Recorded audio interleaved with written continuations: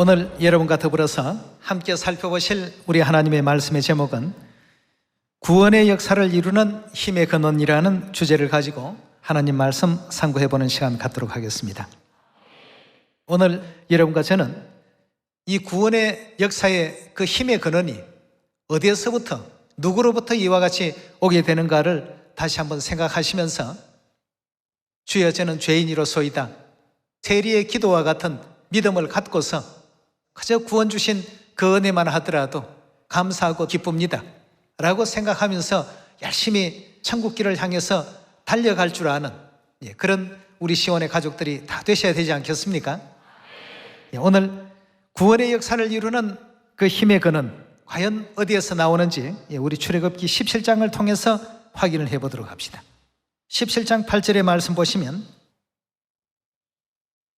때에 아말렉이 이르러 이스라엘과 르비딤에서 싸우니라.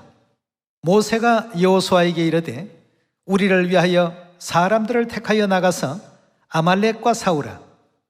내일 내가 하나님의 지팡이를 손에 잡고 산 꼭대기에 서리라.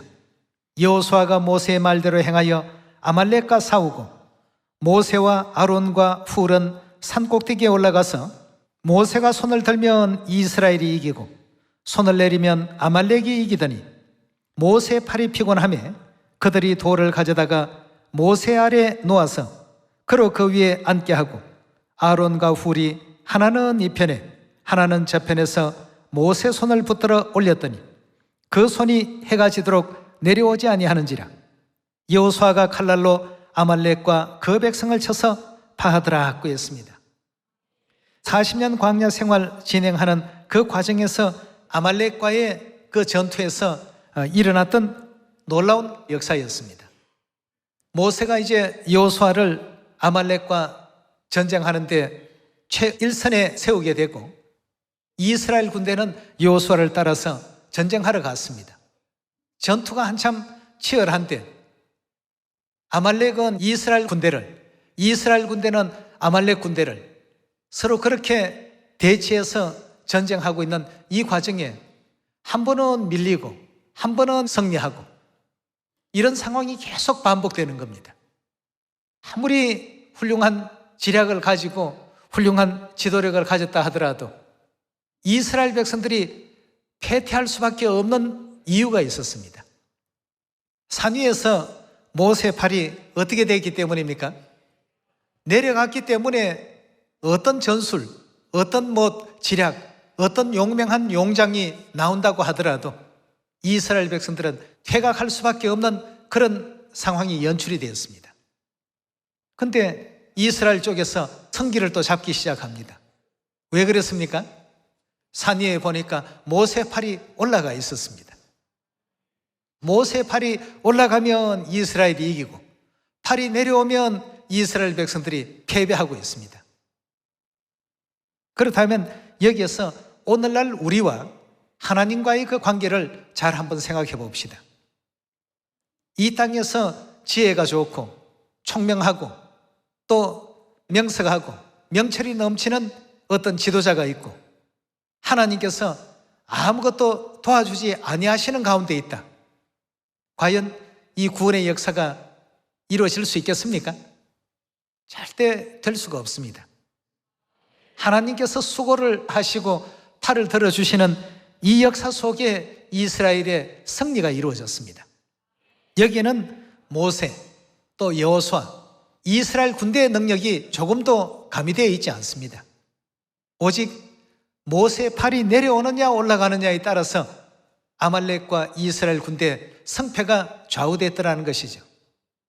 오늘날 우리 구원의 모든 역사, 전 세계를 향해서 복음을 전파하는 이 역사에도 하나님의 도우심이 아니 계시고 하나님의 역사하심이 아니 계신데 우리 사람들끼리만 모여서 전 세계를 복음화하자 이루어질 수 있겠습니까? 절대 그건 불가능한 일입니다. 그렇다면 오늘날 이 시대 우리들이 마치 여호수아나 이스라엘의 군대와 같이 누구의 도움이, 누구의 지지가 절대적으로 필요합니까? 우리 하나님의 지지와 하나님의 기도와 하나님의 응원이 절대적으로 필요하죠. 그것이 없이는 전 세계 복음은 완성될 수가 없습니다. 이런 지난날의 역사를 하나님께서 보여주신 것은 그림자로 보여주신 구약의 그 모든 역사는 오늘날 이 시대에도 반드시 이렇게 이루어진다는 것을 보여주고 있는 것 아니겠습니까? 아무리 여호수아라 하더라도, 아무리 이스라엘에 용맹한 어떤 군대 장관들이 수십 명, 수백 명, 수천 명이 있다 하더라도 모세의 팔이 내려오고는 결단코 이길 수가 없습니다.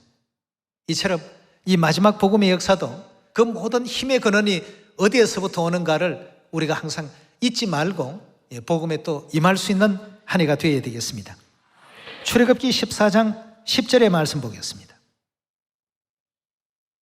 바로가 가까이 올 때에 이스라엘 자손이 눈을 들어본 적 애굽 사람들이 자기 뒤에 미친지라. 이스라엘 자손이 심히 두려워하여 여호와께 부르짖고 그들이 모세에게 이르되 애굽 땅에 매장지가 없어서 당신이 우리를 이끌어내어 이 광야에서 죽게 하나뇨? 어찌하여 당신이 우리를 애굽에서 이끌어내어 이같이 우리에게 하나뇨? 우리가 애굽에서 당신에게 고한 말이 이것이 아니뇨? 이러기를 우리를 버려두라. 우리가 애굽 사람을 섬길 것이라 하지 아니하더뇨? 애굽 사람을 섬기는 것이 광야에서 죽는 것보다 낫겠노라.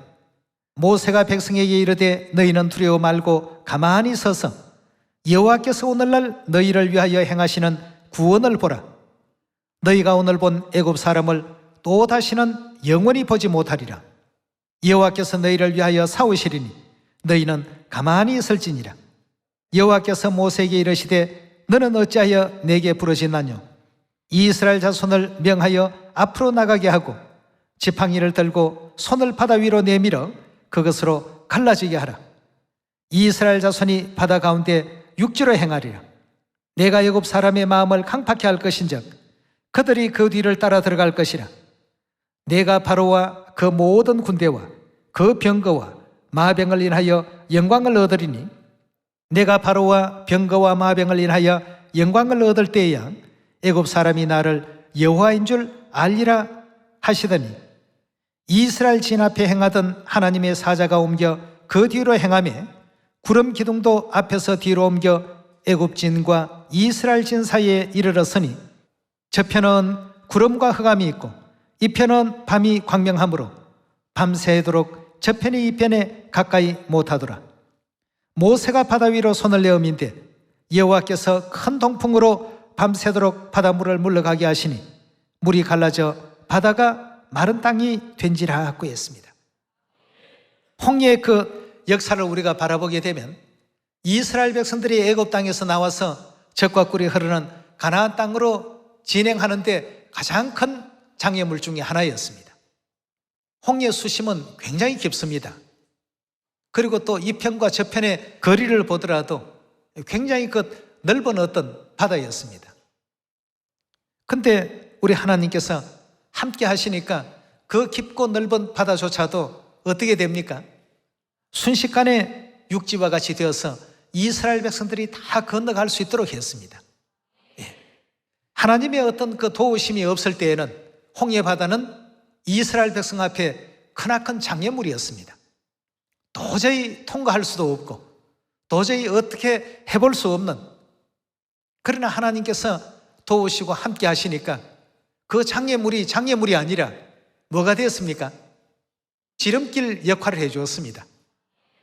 이스라엘 백성들이 아주 쉽게 갈 수 있도록 도와주고 또 적군들을 엄몰시키는 구원의 귀중한 어떤 도구의 역할을 해주는 홍해 바다가 되었던 것입니다.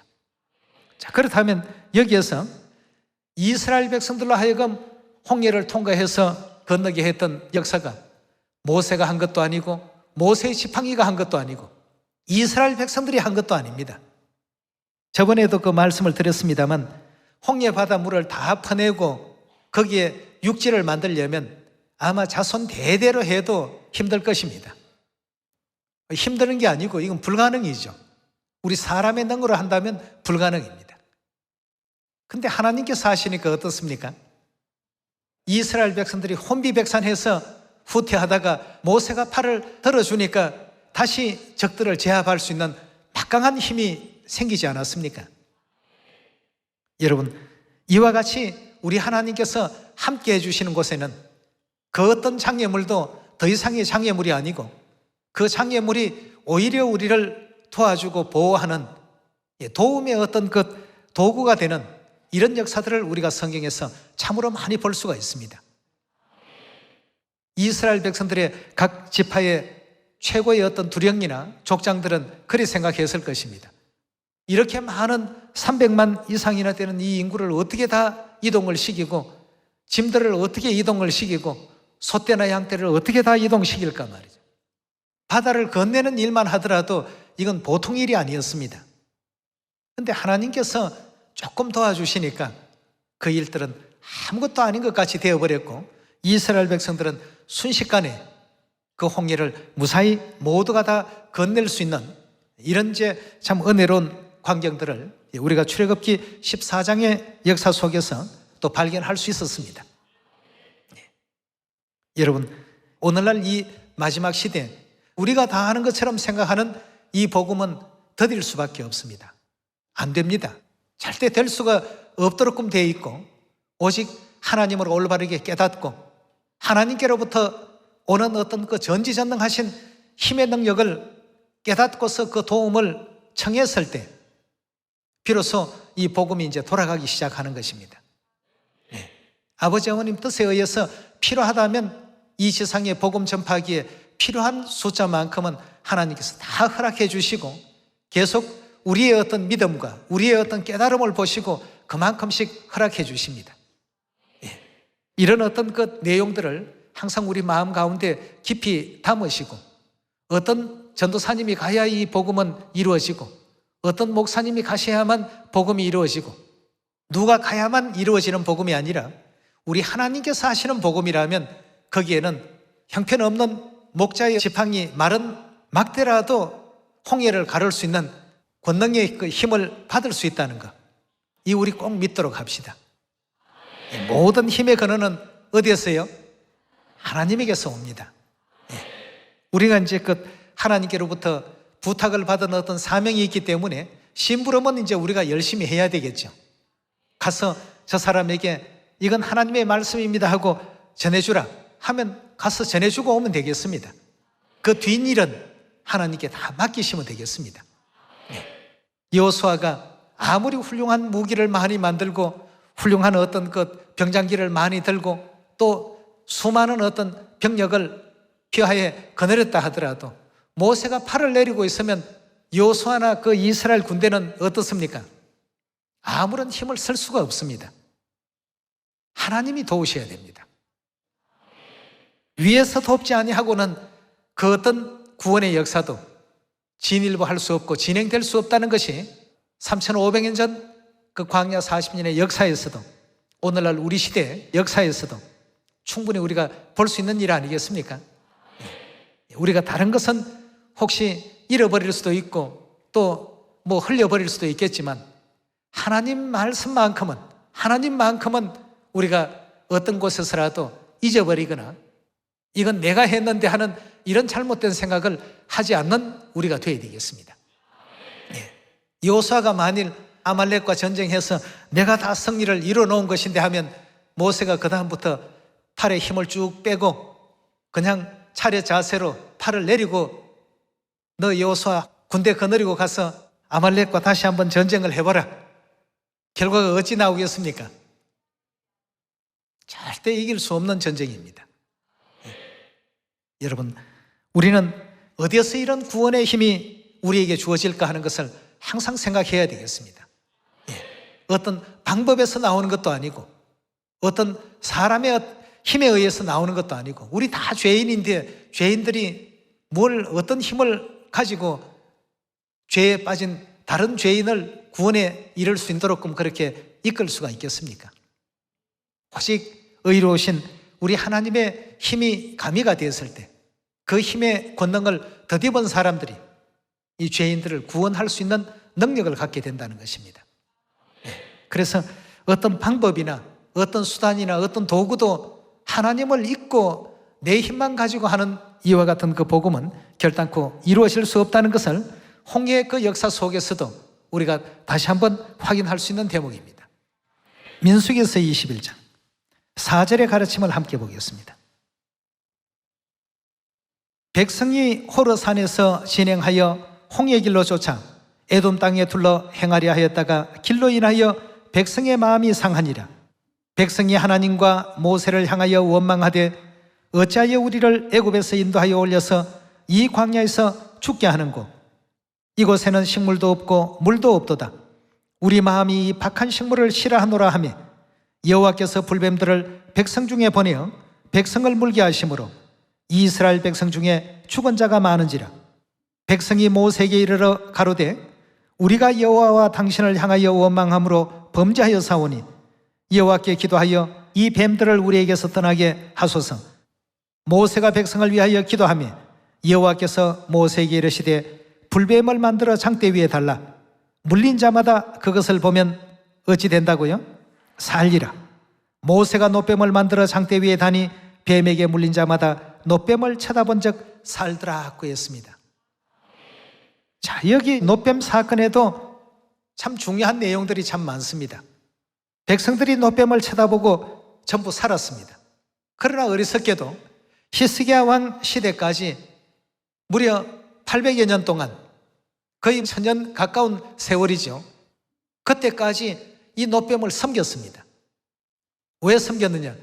자기들을 살려주었다고 말이죠. 여러분, 이러니까 이제 오류에 빠지는 겁니다. 하나님을 잊어버리고 다른 것을 눈에 보이는 현상을 쫓아가다 보니까 오류에 빠지기 시작했습니다. 하나님께서 원치 않는 우상을 만들었고 하나님께서 원치 않는 우상 숭배를 하게 됐던 것입니다. 그럼 우리가 잘 아는 바와 같이 여기 놋뱀이 어떤 신통력을 부려서 불뱀에게 물린 이스라엘 백성들을 다 낫게 한 것입니까? 아니죠. 여기에 힘의 근원은 어디에 있었습니까? 결코 놋뱀 그 자체가 신통력을 부린 것도 아니고 놋뱀을 쳐다보라 그리하면 살리라고 했던 그 하나님의 말씀의 그 능력이 그 말씀을 순종하고 쳐다본 그 모든 사람들이 다 믿음을 통해서 살게 된 것 아니겠습니까? 네. 결국 그 구원의 사역 뒤에는 항상 늘 누가 계셨습니까? 하나님이 계십니다. 네. 아말렉과의 전투에서 승리했던 여호수아의 그 군대나 또 홍해를 지팡이로서 갈랐던 모세의 역사나 놋뱀의 이 사건, 이 세 사건을 통해서 바라보게 된다면 수많은 이스라엘 백성들의 그 일 뒤에는 늘 하나님의 그 힘이 작용되어 있었다는 사실을 발견할 수 있지 않습니까? 이 사실을 통해서 본다면 오늘날 우리는 우리의 그 구원을 누구에게 의지해야 되겠습니까? 이 사람을 쳐다보거나 어떤 환경을 쳐다보거나 어떤 조건을 쳐다보거나 그렇게 된다면 늘 이스라엘 백성들과 같이 원망만 하다가 믿음의 광야길을 마칠 수밖에 없습니다. 복음을 진행해가는 과정에 때로는 부족한 것도 많고 때로는 우리 앞에 장애물도 많이 있습니다. 그러나 내가 세상 끝날까지 너희와 항상 함께 할 것이다 하신 누가 계십니까? 그 어려운 장애물도 아무 장애가 아닌 것처럼 오히려 우리를 돕는 도구로 변화시킬 수 있는 권능을 가지신 하나님이 우리를 돕고 계십니다. 이 모든 구원의 그 근원, 그 힘은 오직 하나님께서 팔을 들어주실 때 가능했구나 하는 사실을 우리가 늘 마음에 또 되새기고 하나님께 영광을 돌릴 줄 아는 또 감사를 드릴 줄 아는 그런 여러분과 제가 되어야 되지 않겠습니까? 이런 일을 이제 하나님께서 주의 주시기 위해서 신명기 8장에 이렇게 가르침을 주셨습니다. 8장 11절입니다. 내가 오늘날 내게 명하는 여호와의 명령과 법도와 규례를 지키지 아니하고 내 하나님 여호와를 잊어버리게 되지 않도록 삼가할지어다 고 했습니다. 하나님을 잊어버리지 말라고 했습니다. 이 광야의 교훈 가운데 가장 중요한 핵심은 하나님을 잊어버리지 않는 것. 아니 뭐 장애물이 있을 때는 하나님 이것만 해결해 주시면 마음과 목숨과 온갖 것을 하나님을 향해서 다 할떡기 그렇게 얘기해 놓고 그 문제를 해결을 받고 보니까 마음이 또 변합니다. 그래서 감사합니다라는 다자가 끝나기도 전에 또 다른 이제 원망과 불평이 쏟아지는 것이죠. 여러분, 우리는 하나님을 잊어버리면 안 됩니다. 하나님을 잊지 말아야 우리가 왜 이 지구별에 와서 인생의 옷을 입고 살고 있는지, 무엇 때문에 왔는지, 무엇을 위해서 이 땅에서 살아야 하는지, 앞으로 어떤 세계에서 어떻게 살게 되는 것이 우리의 미래인지, 이런 모든 문제에 대한 답을 우리가 가질 수 있는 것 아니겠습니까? 그래서 8장 11절에도 하나님을 잊지 말라라고 하는 이 말씀부터 먼저 강조하시고 12절입니다. 내가 먹어서 배불리고 아름다운 집을 짓고 거하게 되며 또 내 우양이 번성하며 내 은금이 정식되며 내 소유가 다 풍부하게 될 때, 모든 일들이 척척 잘 돌아갈 때에 14절입니다. 두렵건대 내 마음이 교만하여 내 하나님 여호와를 잊어버릴까 하노라 고 했습니다. 일이 잘 되면 전부 우리가 다 계획을 잘 잡고 기획을 잘하고 뭔가 뒷받침을 잘하고 서로 이렇게 저렇게 하니까 잘 되더라. 하나님은 다 잊어버리고 말이죠. 하나님께 감사하다는 생각은 하지 않습니다. 그래서 신명기서 8장에는 하나님을 잊어버리게 되지 않도록 조심하라. 하나님을 잊어버린 우리 신앙의 생활은 그 어떤 것도 어떻습니까? 아무 의미가 없습니다. 신명기 8장 12절의 말씀 다시 보겠습니다. 내가 먹어서 배불리고 아름다운 집을 짓고 거하게 되며 또 내 우양이 번성하고 내 은금이 정식되며 내 소유가 다 풍부하게 될 때에 두렵건대 내 마음이 교만하여 내 하나님 여호와를 잊어버릴까 하노라. 여호와는 너를 애굽 땅에서 종되었던 집에서 이끌어내시고 너를 인도하여 그 광대하고 위험한 광야 곧 불뱀과 전갈이 있고 물이 없는 간조한 땅을 지나게 하셨으며 또 너를 위하여 물을 굳은 반석에 내셨으며 내 열조도 알지 못하던 만나를 광야에서 내게 먹이셨나니 이는 다 너를 낮추시며 너를 어떻게 했다고요? 이 상황에 놔둬 보니까 하나님을 잊어버리고 저 상황에 좀 놔둬 보니까 잊어버리고 좋은 환경에 놔둬 보면 자꾸만 잊어버립니다. 그래서 하나님께서 때로는 줄이게도 하시고 때로는 간주하는 어떤 것 광야로 인도도 해보시고 또 애굽의 바로왕과 그 군대들이 추적하는 어떤 그런 상황에도 이스라엘 백성들이 있게 하시고 미리 진작에 홍해를 열어주셨더라고 한다면 그렇게 마음 졸여가면서 도망갈 필요가 없었지 않겠습니까? 이 상황 모두 하나하나를 다 바라보게 될 것 같으면 하나님께서 우리에게 뭘 해보셨다고요? 너를 낮추시고 너를 시험을 했더라고 했습니다. 너를 시험하사 마침내 내게 복을 주려 하심이라. 또 두렵건대 내가 마음에 이르기를 내 능과 즉 내 능력과 내 손의 힘으로 내가 이 재물을 얻었다 할까 하노라. 내 하나님 여호와를 기억하라. 그가 내게 재물을 얻을 능을 주셨음이라. 이같이 하심은 내 열조에게 맹세하신 언약을 오늘같이 이루려 하심이니라고 했습니다. 우리 인생을 창조하신 우리 하나님이십니다. 가장 우리 사람의 행태나 그 습성을 잘 아신 하나님이십니다. 이런 일들이 있을 것을 아시기 때문에 은금이 정식되고 주위의 모든 여건들이 좋아지게 될 때 그때 하나님을 잊어버리지 말라. 우리가 바로 지금 그 위치에 있습니다. 작년 한 해 동안 많은 시온이 전 세계 곳곳에 하나님의 축복 가운데 개척이 되어졌고 또 새롭게 세워졌습니다. 이 일을 누가 진행해 주셨는가를 잊지 말고 올해도 더 많은 하나님의 축복과 은혜 가운데서 아직도 이우리에 들지 못한 다른 양떼들 속히 구원의 길로 인도를 해야 되겠다는 생각을 해야죠. 내 능력으로 이렇게 많은 것을 이루었다. 하나님께서 가장 슬퍼하십니다.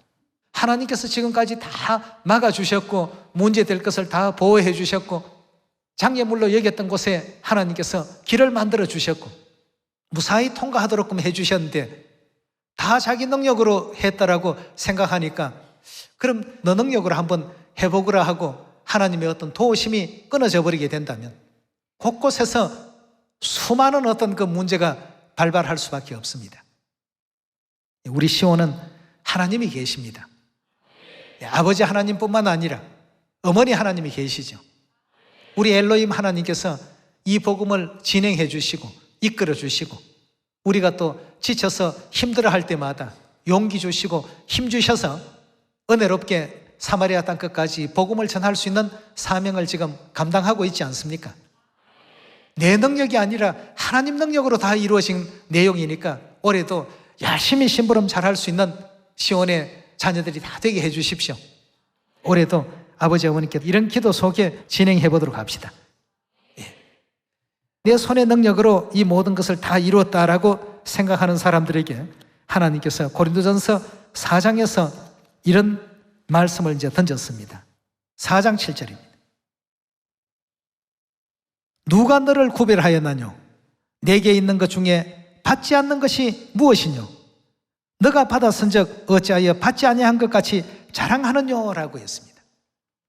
전부 하나님께서 주셨고 할 수 있도록 해주셨고 못할 때는 길도 만들어 주셨고 더 못할 때는 길을 만들어 주신 것뿐만 아니라 그 장애물이 나를 돕는 도움의 어떤 수단으로 변화시켜 주셔서 그 모든 어려웠던 그 과정들을 무사히 또 지나오게끔 했던 것이 광야 40년의 모든 일들 아니었겠습니까? 이걸 보면서 우리가 믿음의 광야길을 걸어가면서 하나님을 잊어버리면 절대 안 된다는 믿음의 마음을 간직해야 되겠습니다. 우리가 생각할 때는 어떻게 저런 곳까지 복음이 됐을까? 저 추운 알래스카까지 에스키모인들 진리를 받고 시온으로 들어왔다. 놀라운 일입니다. 거기까지 복음이 다 들어갔다. 놀랍지 않습니까? 히말라야 같은 그런 높은 고산 지역, 세르뚱 마을이나 더 높은 고산지대에 시온이 지금 건설되어 있거든요. 그런 데까지 복음이 들어가리라고는 상상을 못했습니다. 사마리아 땅끝까지 하니까 뭐 어느 정도 민족들에게만 전해지면 다 끝나겠지 생각했는데 하나님께서는 하나님의 백성이 있는 곳이라면 어떤 곳이든 우리의 발걸음을 옮기게 해주시고 열매를 다 맺게 해주시는 역사를 이루어 가신다는 것, 우리 하나님께 감사드리지 않을 수가 없죠.